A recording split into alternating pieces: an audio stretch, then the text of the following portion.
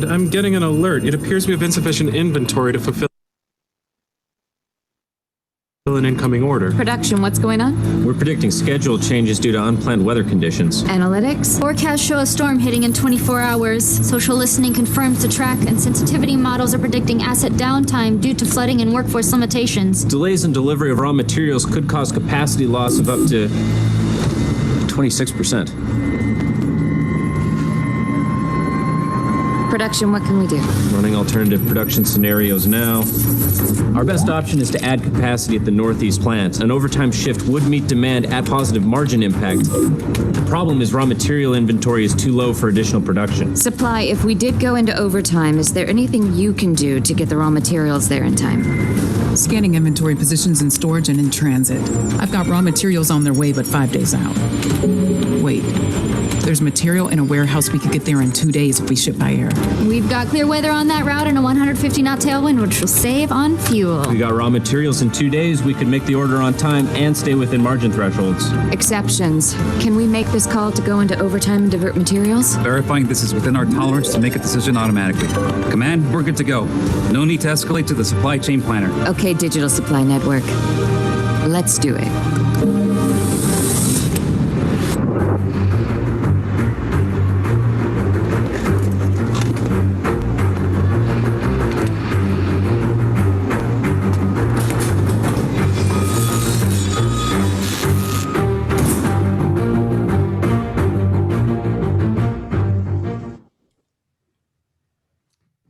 Good afternoon, everyone, and welcome to today's webinar, Cognitive Control Towers, How They Are Transforming with Industry 4.0, which is being presented by our corporate member, Deloitte. I'm Brendan O'Keefe, New South Wales Chapter President for Australasian Supply Chain Institute. And before I introduce today's keynotes, I'd run through some housekeeping for the webinar. Firstly, a technical check to ensure that everybody can hear me. Raise your hand if you can hear me using the button on the button. If you are having any technical difficulty, please open the chat box on the below screen and you can start a message to Monique, who can respond to you. Two other minor housekeeping items for today. Polls taken will be anonymous. And secondly, there will be some time for questions at the end of this presentation. The Q&A section is not anonymous. I'd encourage you to place your questions in the chat box during the course of the presentations, so we can capture these to address the panel at the end. I'd now like to open up by addressing some ASCI updates. In terms of today's event, there will be CPD points allocated. Firstly, the registration update. In terms of today, it's actually Global Ethics Day. So happy Global Ethics Day to everyone. And in addition to ASCI registrations, there are a number of new streams available, which you can review and consider for yourselves. You can just go to the ASCI website, asci.org.au. In terms of upcoming conferences, there's a conference in November, which under the Risk Management Institute of Australia. And also we are still planning for the ASCI 2021 annual conference here in Sydney in February. We are calling for award nominations for the conference, and you can go to our website for that as well, which is asci2021.org.au. And we have got a full set of webinars scheduled out through to the end of the year, and already planning for webinars into next year. You will see here some of the upcoming ones in the next couple of weeks, which could be of real interest to you. One of the webinars that's being hosted by New South Wales on harnessing personal resilience strategies, which would be great just for a general broad audience, given the year that everybody's had. And then if we look at very pertinent to Victoria, In the following week, we have the State of Our State after stage 4 hosted by our Victorian chapter. So I guess in terms of progressing to kickstart the webinar, I'd now like to introduce today our panel presenters from Deloitte. We have Tina Northcott and Chris Coldrick. Tina is a senior business transformation professional with a focus on the operational performance and strategic cost transformations. Tina has worked across a number of different industries, including transport, utilities, consumer goods and services, and government, where she has deep experience in operating model design, business capability uplift, and transformation programs. She has worked with multiple businesses identifying and implementing business-led system-enabled change. Tina is passionate about digital innovation and embedding sustainable business change through collaboration and coaching. Thank you, Tina. Chris Coldrick has more than 20 years of experience in leading supply chain and procurement transformation across different industries. Chris has worked with clients in the UK and Australia. His experience in managing technology-driven analytics and providing unique solutions for business problems. Chris is passionate about performance maximization, data-driven decision-making, data capture, and cost prevention. Thank you, Chris. I'd now like to hand over to our Deloitte team for what will be an amazing presentation today. Thank you both. Thanks, Brendan. That's much appreciated, and welcome to everybody. Hopefully you're joining from somewhere that's a little more entertaining than where I am. It's a workspace that looks a lot like the conference room I did a conference from yesterday and the day before, and pretty much all of the last 120 days here in Melbourne. Hopefully you also all got to enjoy the video at the start, which kind of explains somewhat the cognitive control tower concept. The intent is that all those characters are characters going on inside your computer. The observant amongst you will have noticed it was missing the character that knows when you've got a deadline and decides to work slower. What I'll do is, if we can go to the next slide.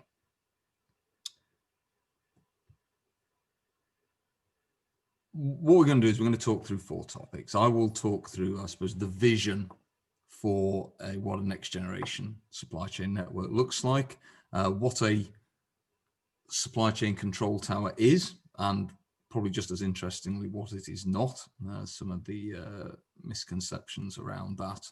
And then I'll hand over to Tina to talk about control towers in action, some examples of where they've been used, how they've worked, and what it takes to get started. And I guess as we go through, we'll be running a few polls to get a sense of where you are on the journey and what's of interest to you in this domain.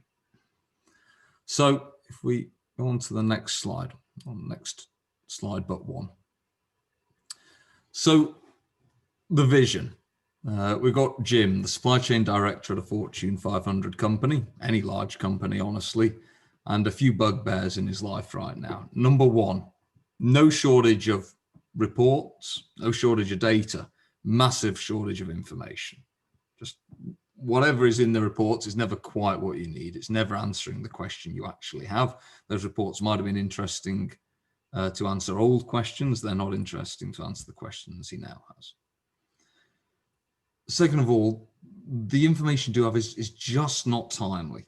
The first thing he knows about a bad event is when he gets a please explain from upstairs. And then it's a scramble to find the right information to assemble the case, to explain what happened. And of course, no chance of doing anything about it. It's happened now. All the conversation is about how to prevent it happening again. The third thing is not really fully understanding the system. What's the impact of me making a change in, say, my warehousing upon the efficiency of my transport? How do those things interact? Where are the sensitivities, and which is the best place to be optimizing? Where should I be putting my bottlenecks? And then finally, how do I move from this response and firefight mode into this anticipate mode. How do I be on the front foot? And so that I'm talking about problems I've preempted, not problems I'm trying to fix after the fact. So underlying all this is the move from traditional linear supply chains, the develop, plan, source, make, deliver, and support, connected point to point in a row, through to digital supply networks, where all of those functions are not only connected directly to one another via a digital core, if you like, a spine that brings all the information together so you can immediately trace the impact of changes in one to what's required of the others. But also individually, they are connected out far more broadly to the wider world. Your supply isn't just about the stuff you've got on order and where is it and has it landed yet. It's also about who your suppliers are, where they are, and are they operating smoothly right now, trying to preempt those challenges much further up the chain. The customer isn't defined at the point of delivery. The customer is defined at the point of what they're using the product for and what's happening in their demand chain as well. And so it's a much broader ecosystem. One of the things that we've seen is the expectation of supply chain professionals, supply chain managers, is that we're having to take more and more responsibility further up and down the chain.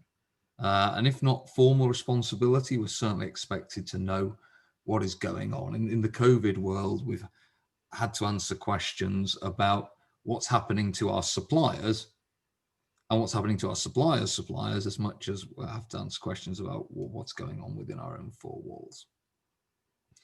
So go on to the next slide, Matthews. The most advanced version of this is what we call cognitive automation.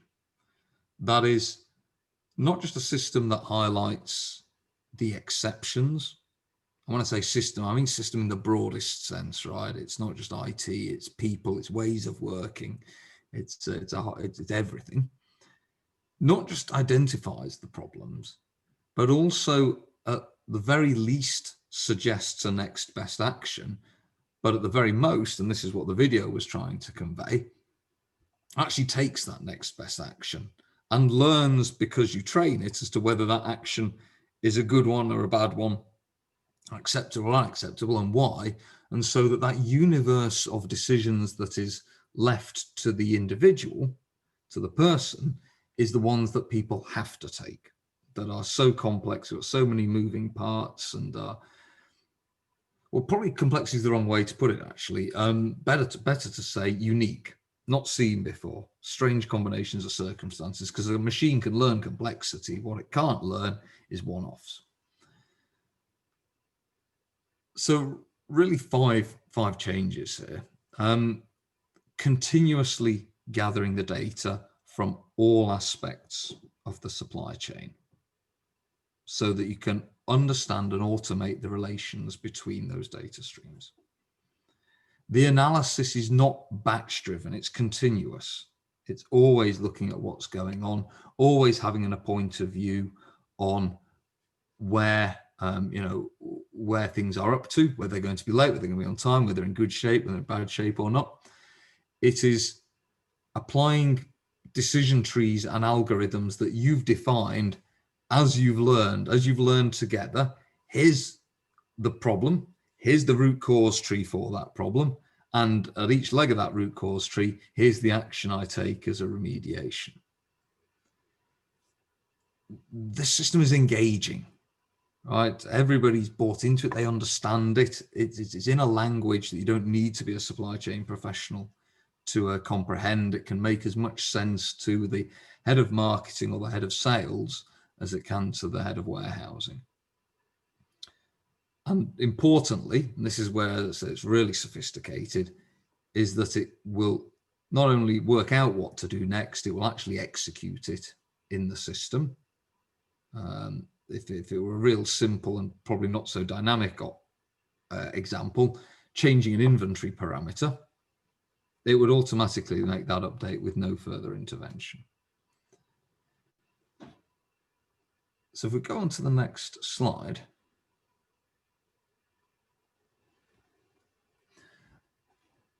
what we are on, and Jeffrey, this will, I think, begin to answer some of your questions. So Jeffrey's asked the question, what percentage of Australian industry could move to a digital supply chain network?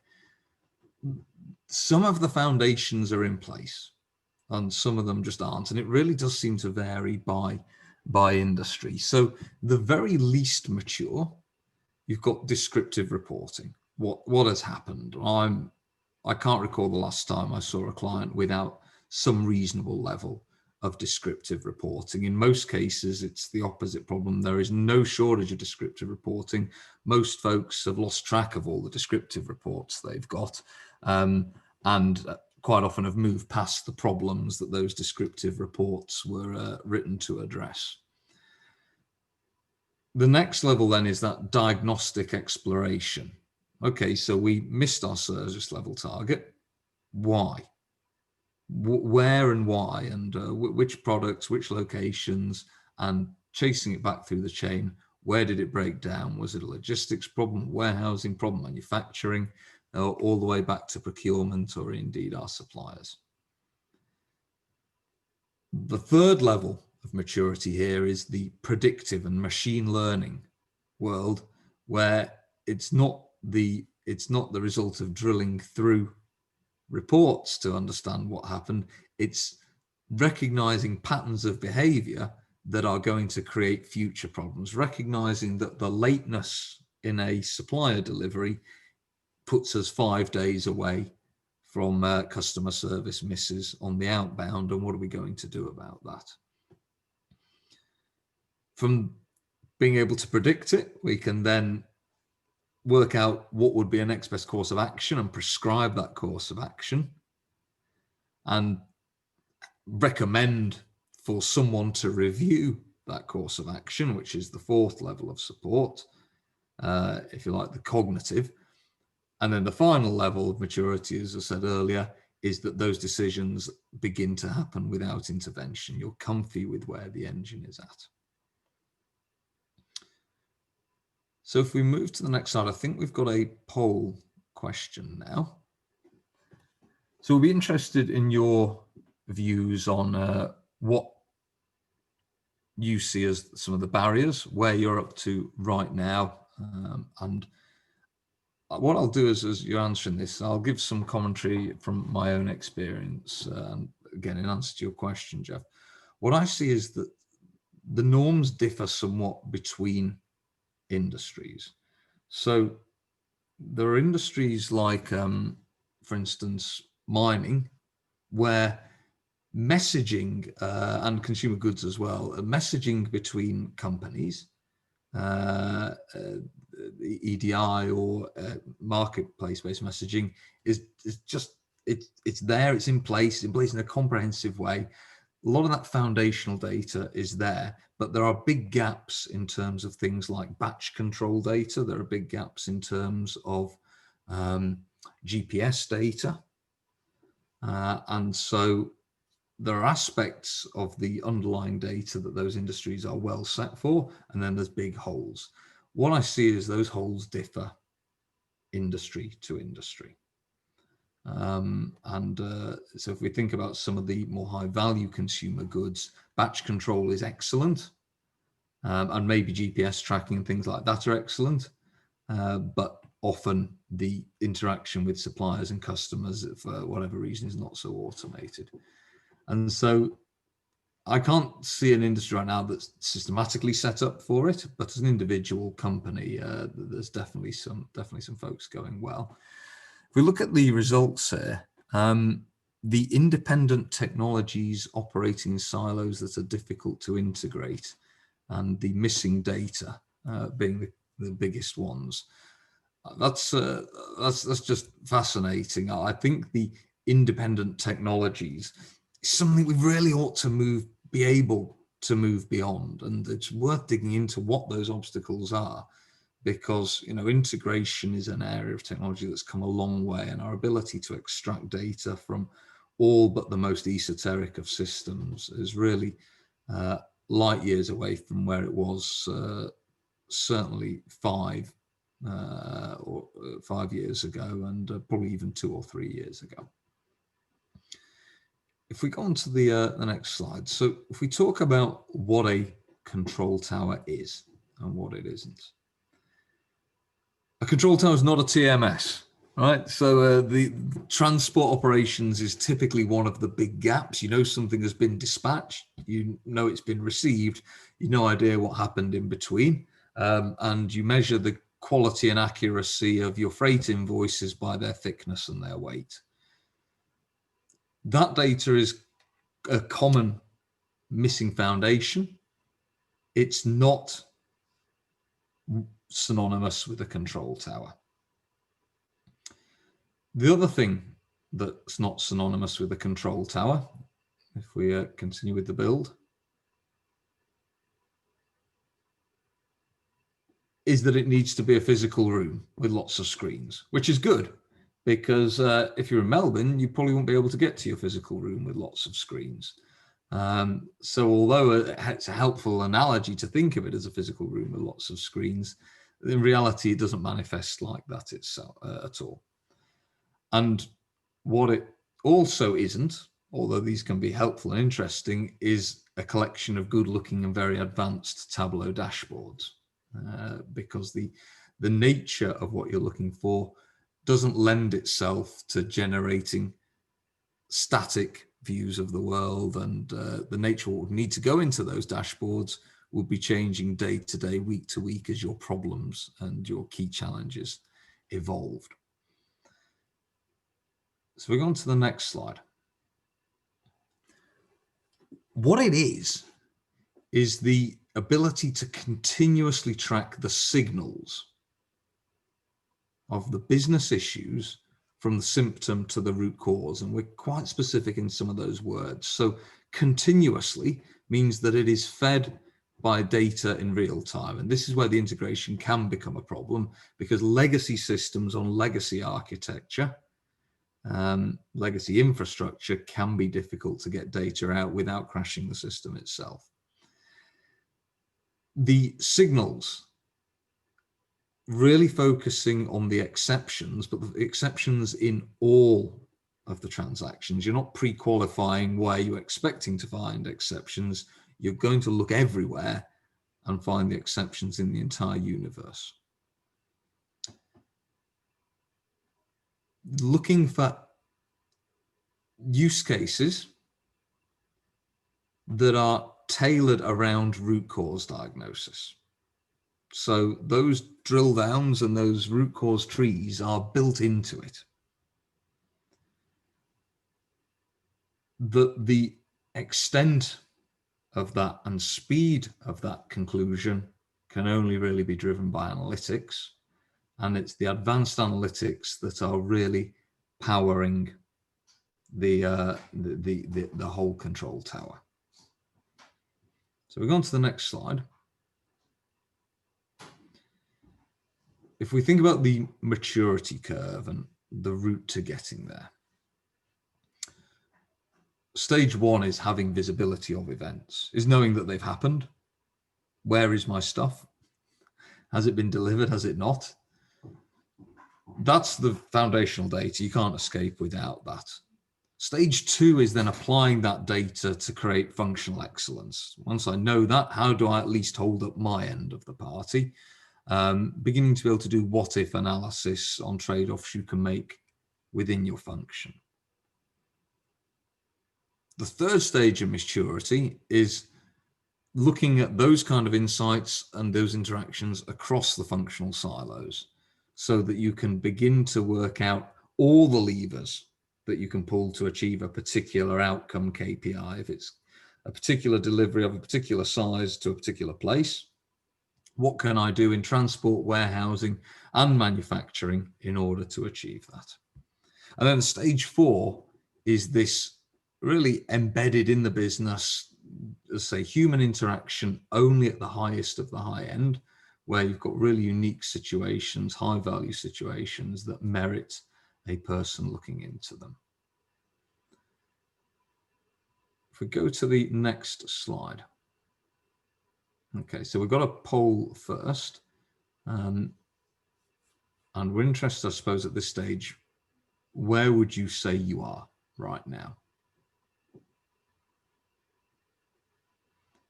In the meantime, what I'll do is I'll answer your question, Aslam, about the extent to which connected planning is solving the problem of silos integrating. And Tina will talk to this a bit later as well, when she talks about case studies. But the intent, of course, is that it fully solves that problem. The intent is that it stimulates exactly those kind of conversations, because what it does is it gives you the ammunition for them, and it does so whilst the conversation is still relevant. It's a bit underwhelming to be having a cross-functional conversation three or 4 days after the event happened. So if those conversations can have impact, that's what we're really looking for here. So looks like the center of gravity right now is that folks have at least got the infrastructure in place to be reactive to events, and a good portion of you are achieving excellence within your functions, but not end to end, which is great. What that suggests is there are chunks of the supply chain that are really quite sophisticated, and likely there are chunks of the supply chain where there are still significant data gaps, and therefore the ability to run in this way is compromised. If we go to the next slide, some of just the fundamental questions that we can answer here. Where's my stuff? Will I meet my promise? Will my customer order be fulfilled as I said it would? Why do I have so much stuff? When, as a customer, when's it coming? As a delivery leg, am I delivering it in good condition, in quality? Is what left the factory the same as what's turning up at the customer? What happened to this batch or that batch? Managing recalls, for instance, is a really nice use case here, but it is premised on being able to manage your batches from the end of the production line all the way through the warehouses, on the truck, and out into the customer base. And that's quite often where the chain of data begins to break down. Okay, one last slide from me, and then I'll hand over to Tina.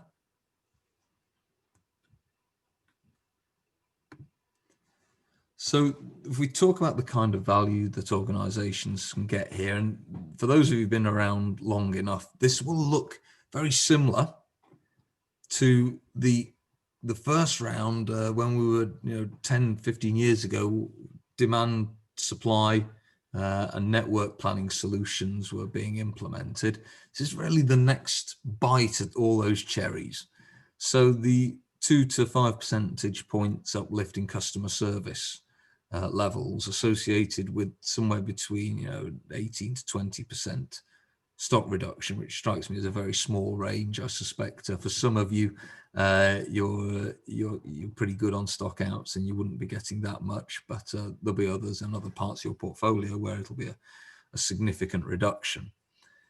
The margin impact, particularly from improving your transport mode mix and your use of reduced use of expedited modes, air freight, and things like that on hot shots. And then the asset efficiency impact, particularly in overtime, particularly in working capital, both raw materials and finished goods. And then increasingly, and this is I suppose a broader macro trend in supply chain, the impact on risk and reputation. Now there is called out expedited shipment and demand variability.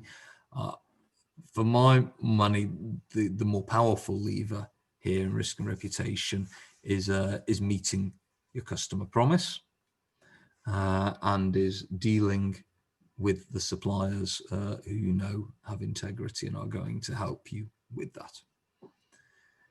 So with all that said, I'll hand over to Tina now, and Tina's going to talk through a couple of case studies and then the path to a control tower. Thank you. Thanks, Chris. So what I really want to start with now is the concept of use cases and how we are using the use cases to successfully deploy control towers. So if we can go to the next slide, please. What we've found is as organisations start to think about the journey and establishing control towers, if they start through the use of some simple use cases or some priority use cases, they can really focus in on designing the control tower and making sure that they get it up and running correctly. What we do find that if you try to do a big bang approach and solve every use case and every problem in your first instance for control tower, that's when it gets stopped, and generally there's some IT issues. So I'm going to run through now some of the 4 example use cases that we've seen, but there are many, many more, and the type of use cases will be dependent on the industry and the challenges and the data that you have at the time. So the first one is, if we can go through onto the next slide, please. So the first one is really focused on the warehouse management, and this is for a warehouse manager who is getting alerts about predicted delivery issues. The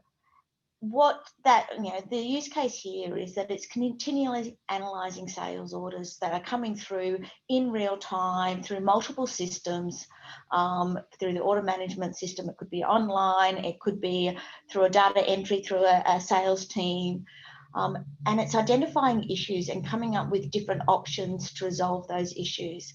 Now, when I say it, I mean actually the cognitive part of the control tower. So the system is reading through the sales orders. The system is coming up with different options to address that issue. Michael's role, rather than trying to work through all that data, is actually to look at it and go, I don't want that answer. I think that this one's a better one for these reasons, and so prioritise and select the right answer. So he confirms what resolution he wants to take. And then that enables the self-learning artificial intelligence and the automation to further optimize its recommendations. So the next time that the same instance happens, it can actually include that as an option, or have different items, or reprioritize the recommendations based on the actions that you take on a regular basis. If I can move to the next example. So Brian is the cost controller, and Brian's worried about making sure that the daily costs aren't going over his budget and the budget. So he wants to understand why the current cost and the current cost to serve of what's planned for the next day is over budget. The system then identifies that there's some very complex orders, and which is resulting in overtime and labour. And it recommends some rescheduling and some workload capacity to reduce that. Again, Brian can confirm that. He can check with the warehouse and make some recommendations that are optimise the picking without impacting customer performance or any of the downstream activities. So it's not doing this in isolation, and it can be considering a total cost of ownership and a total cost of delivery. You'll see down the bottom there is, it's linking into multiple systems. So we have a cost to serve system. That could be spreadsheets on a drive. We have a warehouse management system. We have a workforce scheduling system, order management. We've got the TMS, and goes back to the scheduling system to do the updates. So it's not everything's happening in one system. It's what we call now the ecosystem. And the platforms and how everything's interconnected through the live integrations that Chris was talking to before. So, and just on that, we're not talking about point-to-point integrations. We are talking about, I almost think of them as little ants, you know, that when we use the term crawling. So they actually read the data and pull out the right data and the relevant data rather than just flat files moving forward. And this is enabling, you know, a disparate system to be connected in a lot more cost-effective way with a lot less effort. And they learn and continually improve that data as you go through. And you don't have to add all the systems in at the same time. You can add one, you know, one and then the next one and then the next one and build it up over time. If we can go to the next slide, please. So the third one is really around shipping. And this is, you know, a common issue where you've got delays in shipping, usually caused by customs or lack of documentation. And this is an alert system that is alerting in real time that can identify the issues, which rather than having the goods, you know, stopped at customs and waiting for clearance, actually can fast track that through by providing the information and identifying where the issues are. It does require that it's actually connected to the customs broker portal, and that it's so it's also connected to your TMS and your order management system. So we're now starting to talk also about third-party systems. So it's not just our systems we're connected with, but it's the, you know, the brokers and the shipping agents that we can talk through. Where I have seen this is when they actually have live tracking on the ships and the custom brokers, so they can actually do this before the ship arrives. Next slide, please. So on the okay, this is a real case study of a multinational beverage company that wanted to look at how they increase their end-to-end supply chain visibility. Large conglomerate company, has branding all over the world. So getting major system implementations can be slow, arduous, large IT costs. So they were looking at something that could enable them to connect some of their disparate systems and end up with some real-time visibility. So they established a control tower which was really connecting their planning, connecting their shipping, connecting their manufacturing, connecting with their suppliers around some of their raw materials, so that they could make decisions around production lines and customer orders, so they could start to optimize that planning process.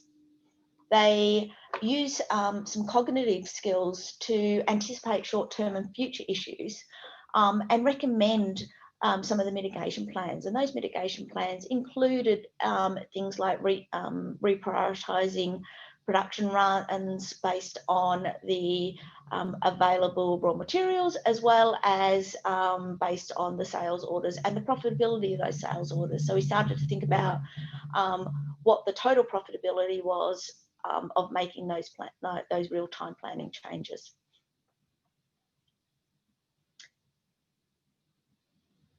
If we can move to the next slide, please.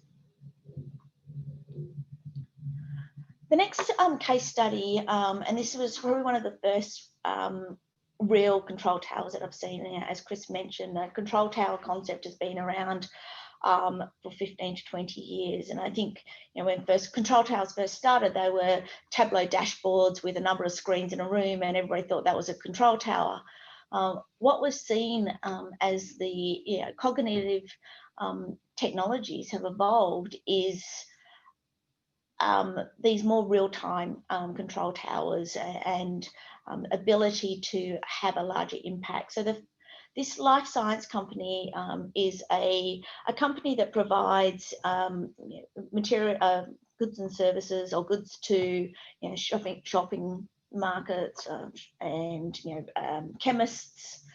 So it's sort of off-the-shelf life science materials. So shampoos, those type of items.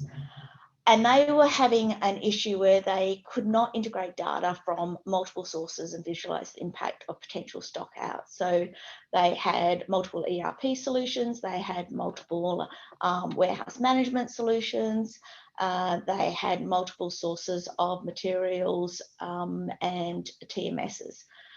They were also getting orders from, obviously multiple sources as well. So there was the standing orders, there was auto replenishment orders, and they couldn't work through how to prioritize certain stockouts, and they were having stockouts, particularly with a couple of customers in certain geographies around a set product family.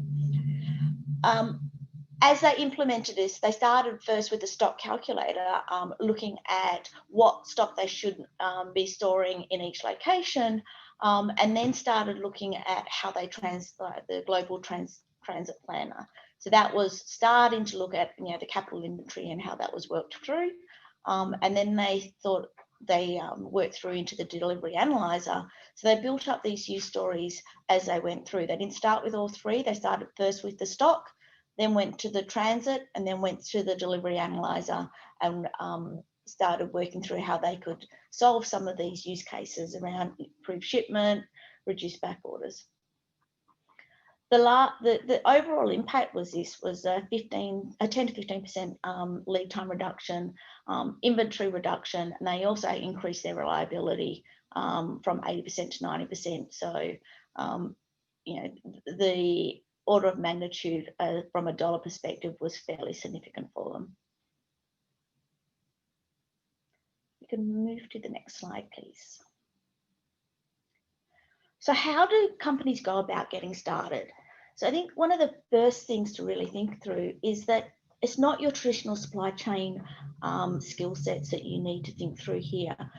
Whilst you need supply chain experts and you need people that understand the business and the issues and have capability to improve the process, you also need to think through the development of analytical and data and analysts within that supply chain. And we've seen that evolving over the last couple of years. But to really successfully get it, it needs to be a combination of the two resource types.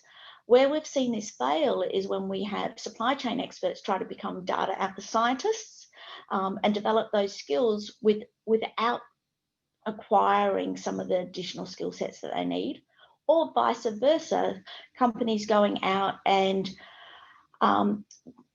purchasing or getting in some really, really smart data analysts and data scientists and giving them problems to solve, but they don't give them the supply chain experts to work through.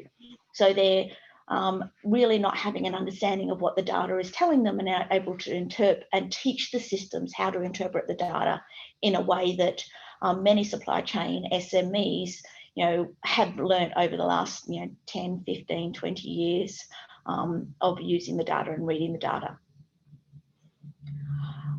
The other one is really around the way of working. And this is saying that a supply chain organisation has to go beyond the walls of what a supply chain is. I remember talking to one client and they were driving their metrics within their supply chain very traditionally. So they're looking at inventory turns, they were looking at their delivery in full on time, but they weren't looking upstream and downstream around some of the impacts that the decisions the supply chain was making within the organisation. And it was an asset build organisation. So they were building different assets that telecommunication assets. And what they weren't understanding is that by them optimising their supply chain down to the lowest dollar, they were actually doubling the cost of delivery to the customer because of the replanning work of the field operators that needed to go into it. So where we're seeing this really successfully used is actually getting that visibility across the organisation up and downstream and understanding and having, for example, the planners understand the impact to the supply chain and the supply chain understanding the impact to the field operators and driving different changes.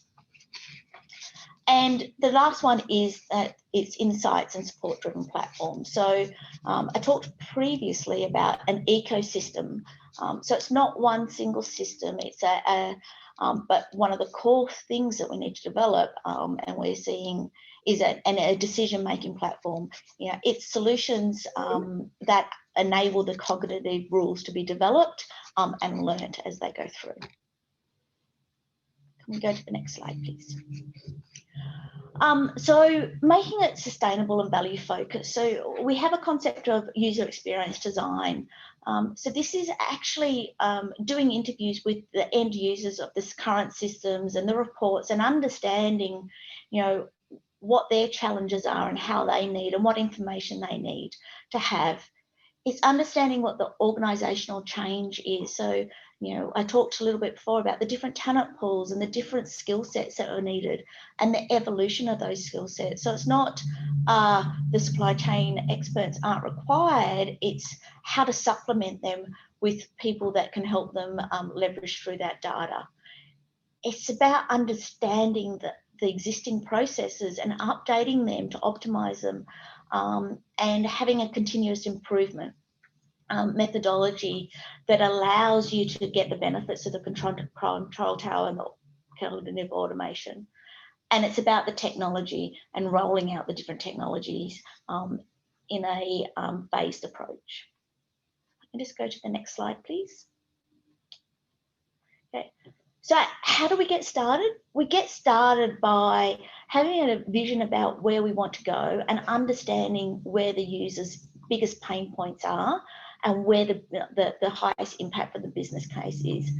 And then running a pilot on a small number of use cases, ideally 1 to 2, which will then prove out the system and prove out the technology, and then scaling it, and then with a continuous improvement to identify gaps and mature and improve the capabilities before moving to a sustain and operate. And so then this would circle around again and isolate, like you go back and you add more use cases and different areas of the business to go through that. And then if I move to the final slide.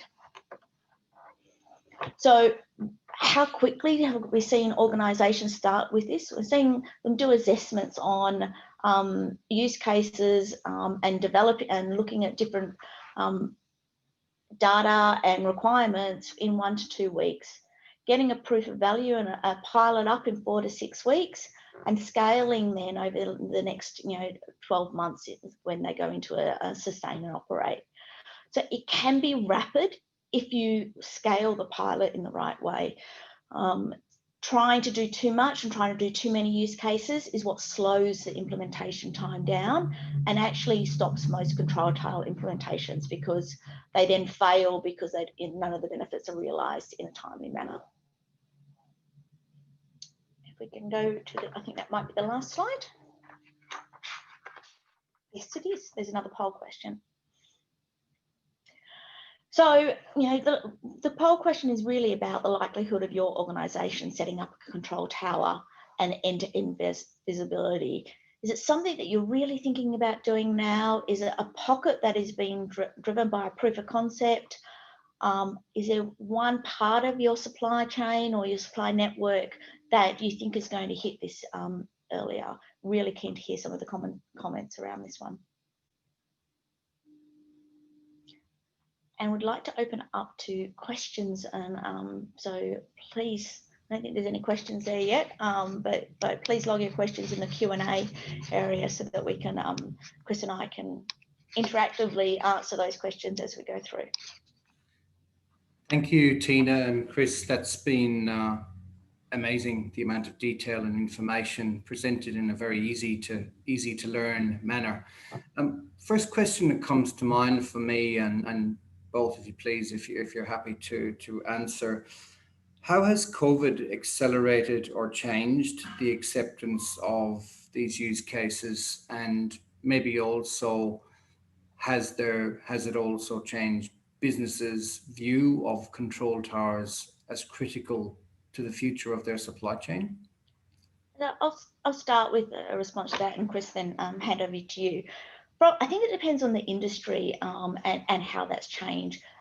For me, the use cases around COVID are moving to more security of supply.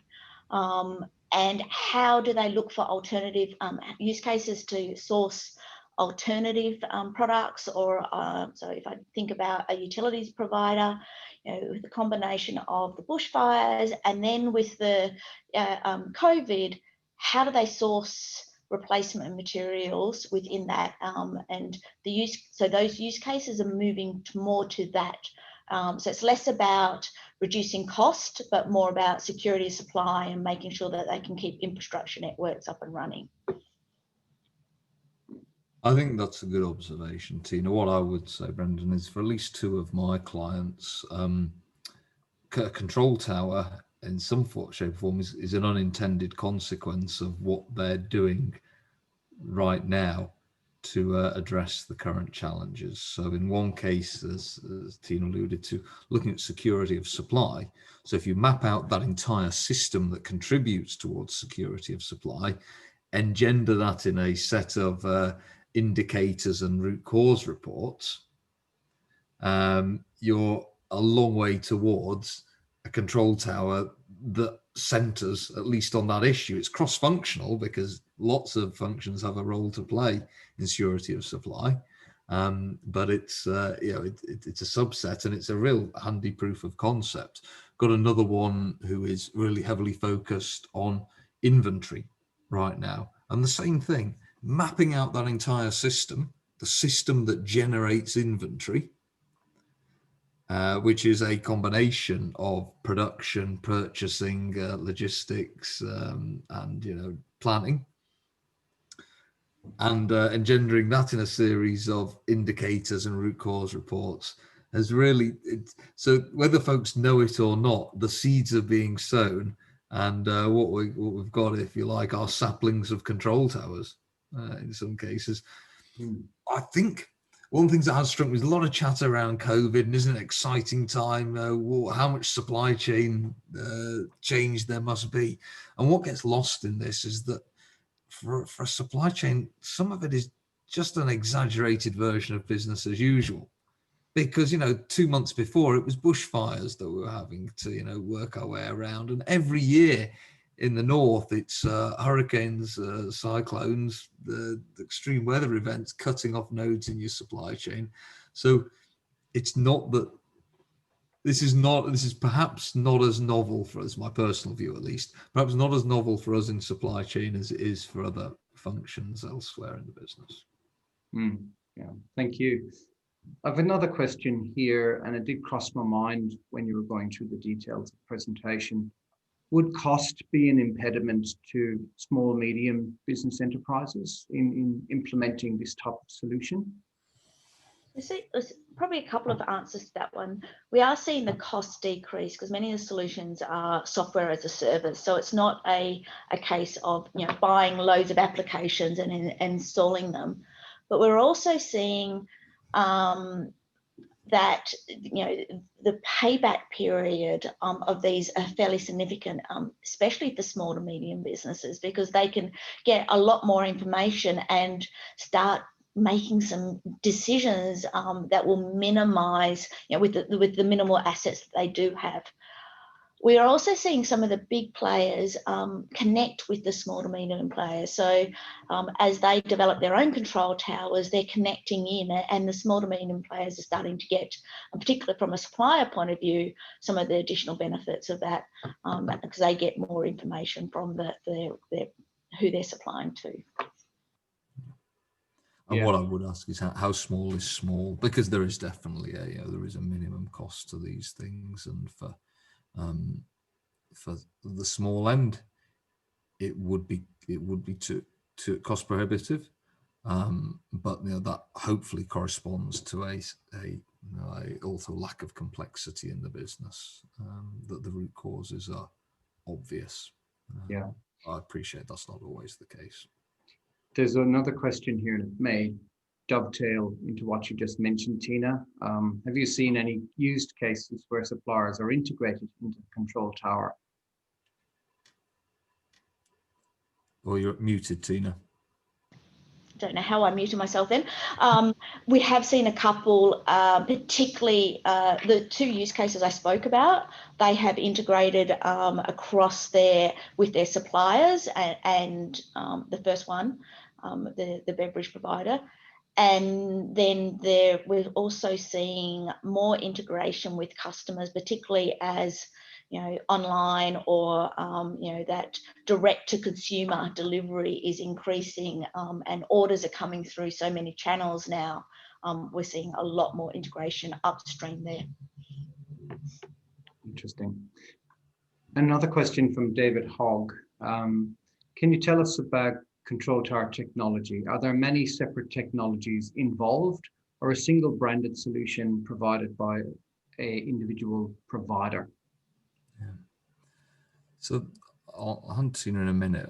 I'll make a couple of comments on this. There's really 2 elements to the technology. The first is the data gathering, the data harvesting technology, and that really is hopefully inherent in your existing install base. That's your WMS, your TMS, your telemetry systems, all of those things, and they of course are different systems, and you'd expect to be using a few different types of system to gather the data. The control tower that sits over the top of that, the harvesting is probably the wrong word since I used it earlier, but the gluing together of the data and the cognitive and the automation, that will tend to be a single system. Ideally you'll have a single middleware that's harvesting. I've used it again. That's sucking up the data, and then you've got one control tower. But Tina, I don't know whether you wanted to comment on that. I'd also say that some of the data sources are starting to become a lot more public sources as well. So, and if you recall in the video, they're talking about the weather. So we are seeing more and more organisations start to use Chris's terminology, harvest and scrape information from third-party sources that are available either through subscriptions or are publicly available that feed into theirs. And it could be weather, it could be vegetation, it could be, in case of soil or traffic or multiple sources there. So that's starting to inform it. So there are multiple technologies. You also have IoT coming in, smart manufacturing. So the way that information is being gathered is increasing. And then the second part, as Chris said, is about the insights, right? So the cognitive layers, and at a very base level, it's RPA technologies, but they are really quite basic. They're more scraping and understanding and doing processes. And then it's the AI technologies, which are starting to enable decision-making and self-learning capabilities within that. Okay, well, thank you. We're running very close to time now. It's 1:59, so would like to draw the webinar to a close. Thank you, Deloitte, for your terrific work and the presentation and the amount of hard work that's gone in behind that. So really appreciate it on behalf of ASCI. What people can do beyond this is if people have missed this and you want to share, you can follow the ASCI YouTube channel. This is recorded and you can play it back, which would be a great session to share within your organization. And really appreciate the contribution of everybody who's attended today. Look forward to have you all attend in future events. And finally, would like to close by saying happy Global Ethics Day to you all. Thank you all for today and see you next week. Thanks, Brendan. Thanks. Thank you very much.